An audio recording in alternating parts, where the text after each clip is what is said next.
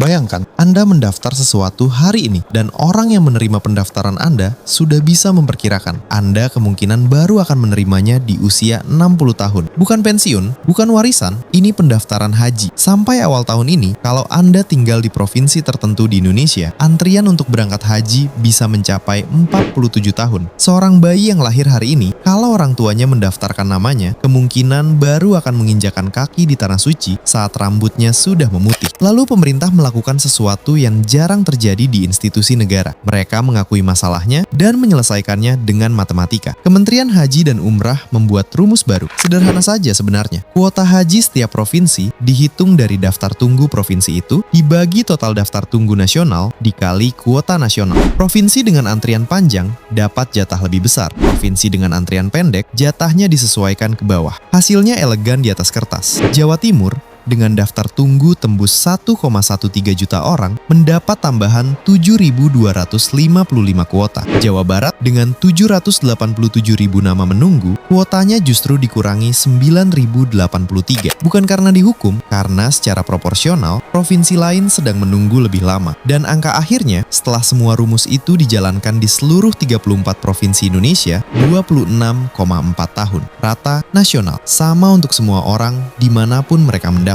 Dengarkan itu sekali lagi, bukan pemerintah yang menjanjikan haji lebih cepat, bukan pemerintah yang menjanjikan haji lebih murah. Yang mereka janjikan adalah penantian yang adil. 26 tahun, tapi paling tidak 26 tahun yang sama untuk semua orang. Ini pertanyaan yang akan terus kita bawa sepanjang video ini. Kalau ibadah ini soal iman, kenapa penyelesaiannya terasa seperti soal antrian bank, soal kuota, soal rumus alokasi sumber daya? Karena di balik angka 26,4 tahun itu, ada sesuatu yang lebih besar dari sekedar antrian. Ada uang, banyak sekali uang, dan uang itu tidak dia menunggu bersama jemaahnya.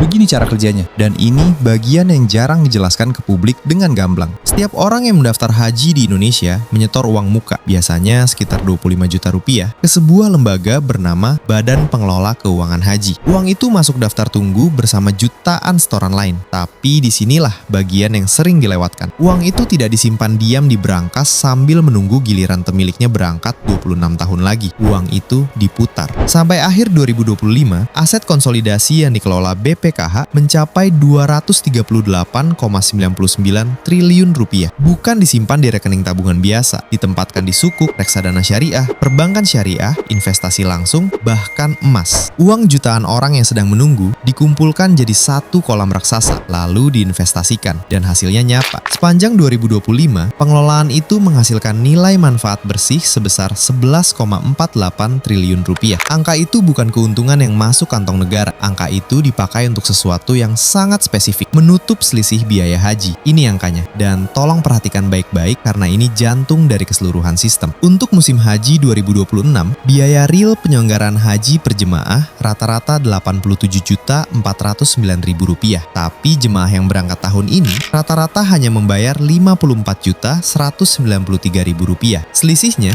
Rp33.215.000 rupiah per orang, ditutup dari nilai manfaat hasil investasi itu tadi. Dalam persentase, jemaah membayar 62% dari biaya sebenarnya. 38% sisanya datang dari kolam investasi kolektif. Sekarang coba pikirkan, siapa yang mengisi kolam itu? Bukan negara, bukan APBN. Yang mengisi kolam itu adalah setoran jutaan orang yang sedang menunggu. Orang-orang yang mendaftar hari ini dan baru akan berangkat 26 tahun lagi. Uang mereka lah yang diputar, menghasilkan bunga dan bagi hasil syariah untuk mensubsidi orang-orang yang giliran berangkatnya sudah tiba lebih dulu. Ini bukan tabungan pribadi, ini subsidi silang antar generasi jemaah, dijalankan oleh lembaga negara atas nama, dan ini istilah yang terus dipakai BPKH sendiri, amanah. BPKH bahkan sudah melangkah lebih jauh dari sekedar menaruh uang di instrumen keuangan domestik. Lewat anak usahanya, BPKH Limited, mereka berinvestasi langsung di ekosistem haji di Arab Saudi sendiri, mengamankan akses ke 9 hotel berkualitas di Makkah dan Madinah, menyediakan ratusan ton rempah Nusantara untuk konsumsi jemaah, membangun rantai distribusi makanan pengiriman siap saji di titik-titik krusial ibadah. Artinya, uang jemaah Indonesia yang menunggu di rumah sebagian mengalir kembali sebagai modal investasi di negara tujuan mereka sendiri, membeli akses hotel dan rantai pasok yang nantinya mereka pakai sendiri bertahun-tahun kemudian saat giliran mereka tiba. Ini sistem yang berputar penuh. Uang yang menunggu membiayai infrastruktur perjalanan untuk orang yang juga sedang menunggu.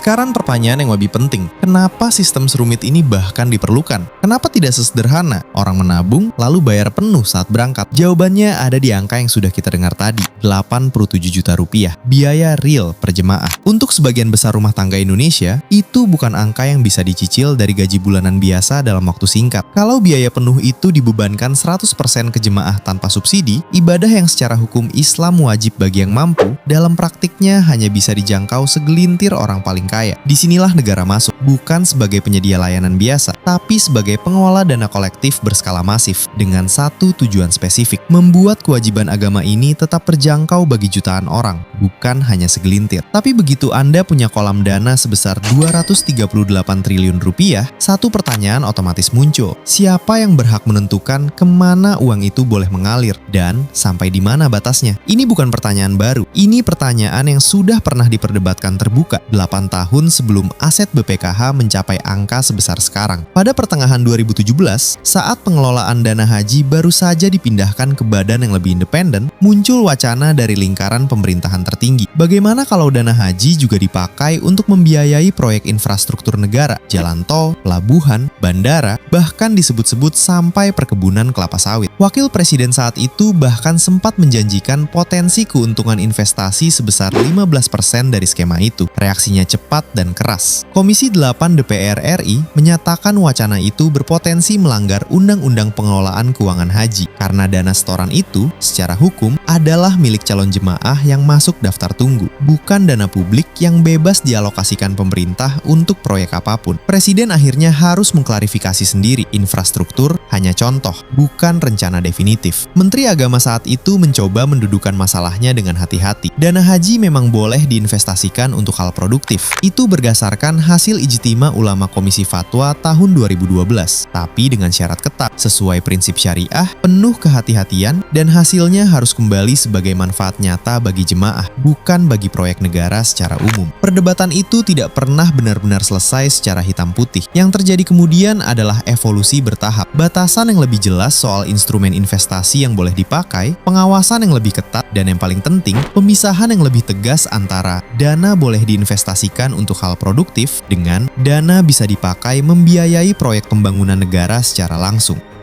8 tahun kemudian, hari ini, BPKH mengelola dana 10 kali lebih besar dari saat polemik itu meletus. Investasinya jauh lebih luas, termasuk kepemilikan aset langsung di luar negeri lewat BPKH Limited. Dan pertanyaan yang sama yang pernah membuat Komisi 8 DPR angkat suara di 2017 sebenarnya belum pernah benar-benar hilang. Ia hanya tidak lagi ramai diperdebatkan di ruang publik. Mungkin karena hasilnya sejauh ini terlihat bekerja. Biaya haji makin terjangkau, subsidi makin besar, dan setiap tahun BPKH mempertahankan opini wajar tanpa pengecualian dari auditor negara. Tapi dilema anchor kita mulai terjawab. Sebagian, ini bukan lagi soal kenapa negara mengelola dana ibadah seperti aset investasi? Jawabannya sudah jelas, karena tanpa itu, ibadah ini tidak akan terjangkau bagi mayoritas. Pertanyaan yang tersisa lebih halus dari itu, dan justru lebih sulit dijawab.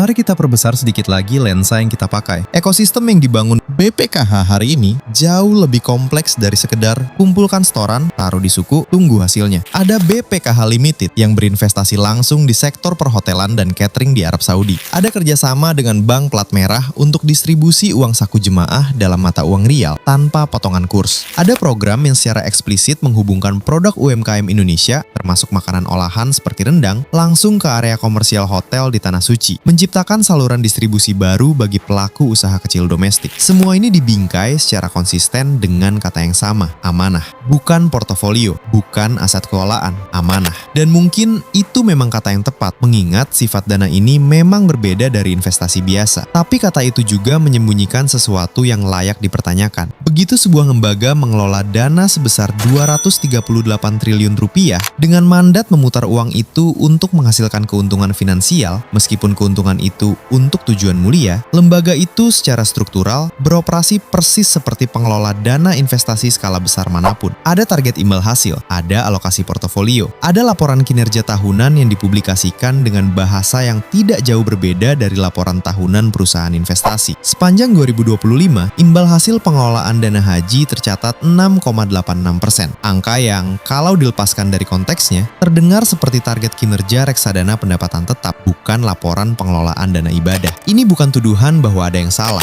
BPKH mempertahankan opini audit bersih 7 kali berturut-turut. Skema subsidi silangnya terbukti bekerja. Biaya haji yang dibayar jemaah tahun ini justru turun 2 juta rupiah dibanding tahun sebelumnya. Hasil dari efisiensi dan negosiasi ulang kontrak layanan di Arab Saudi. Ratusan ribu orang yang dulu tidak sanggup membayangkan biaya 87 juta rupiah, kini bisa berangkat dengan membayar 62%-nya saja. Tapi bekerja dengan baik dan tidak menimbulkan pertanyaan struktural, itu dua hal yang berbeda. Karena semakin besar kolam dana ini tumbuh, semakin besar pula godaan dan tekanan untuk memperluas kemana uang itu boleh mengalir. Polemik 2017 soal infrastruktur pernah terjadi saat dana kelolaan jauh lebih kecil dari sekarang. Tidak ada jaminan tekanan serupa tidak akan muncul lagi dalam bentuk berbeda. Sekarang setelah dana itu 10 kali lipat lebih besar dan pengelolanya sudah punya pengalaman berinvestasi lintas negara.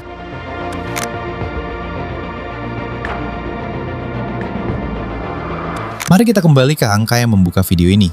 26,4 tahun. Itu bukan sekedar angka antrian, itu adalah jangka waktu di mana uang seseorang yang disetorkan dengan niat murni untuk beribadah akan terus diputar, diinvestasikan, menghasilkan bagi hasil, dan sebagian dari hasil itu dipakai untuk mensubsidi orang lain yang lebih dulu berangkat. Selama 26 tahun itu, uang mereka bekerja di pasar keuangan syariah, jauh sebelum pemiliknya sendiri sempat menginjakan kaki di tanah suci. Sistem ini, sejauh data yang bisa kita telusuri, bekerja dengan baik, auditnya bersih, subsidinya nyata, antriannya meski masih panjang, sekarang setidaknya adil secara matematis di seluruh Indonesia. Tapi pertanyaan yang kita bawa sejak awal video ini belum benar-benar terjawab, dan mungkin memang tidak dirancang untuk punya jawaban tunggal. Kalau ini soal iman, kenapa penyelesaiannya terasa seperti soal pasar modal? Mungkin jawabannya sesederhana ini, bahwa di dunia modern, bahkan hal paling sakral sekalipun, kalau melibatkan jutaan orang dan triliunan rupiah, pada akhirnya harus tunduk pada logika yang sama dengan segala sesuatu yang lain yang melibatkan uang dalam jumlah besar, dikelola, diinvestasikan, diaudit, dilaporkan. Atau mungkin ada batas yang belum kita temukan, titik di mana mengelola dengan hati-hati, berhenti, dan sesuatu yang lain dimulai. 8 tahun lalu, The Pair pernah merasa batas itu hampir terlampaui, saat dana haji hampir dialihkan untuk membiayai jalan tol. Batas itu ditarik kembali saat itu, tapi dana yang dikelola sekarang 10 kali lebih besar, jangkauannya sudah lintas negara, dan pertanyaan soal di mana sebenarnya batas itu berada, sejauh ini belum pernah benar-benar dijawab tuntas oleh siapapun. 26,4 tahun dari sekarang, seseorang yang mendaftar haji hari ini akan berdiri di tanah suci akhirnya. Dan uang yang mereka setorkan pagi ini sudah lama berhenti menjadi sekedar tabungan. Ia sudah jadi bagian dari sesuatu yang jauh lebih besar dari dirinya sendiri. Pertanyaannya mungkin bukan lagi soal apakah itu benar atau salah. Pertanyaannya adalah, apakah kita, jemaah yang menunggu, publik yang menonton, bahkan pembuat kebijakan yang merancang rumusnya, sungguh-sungguh memahami apa yang sedang kita percayakan setiap kali kita menyetor.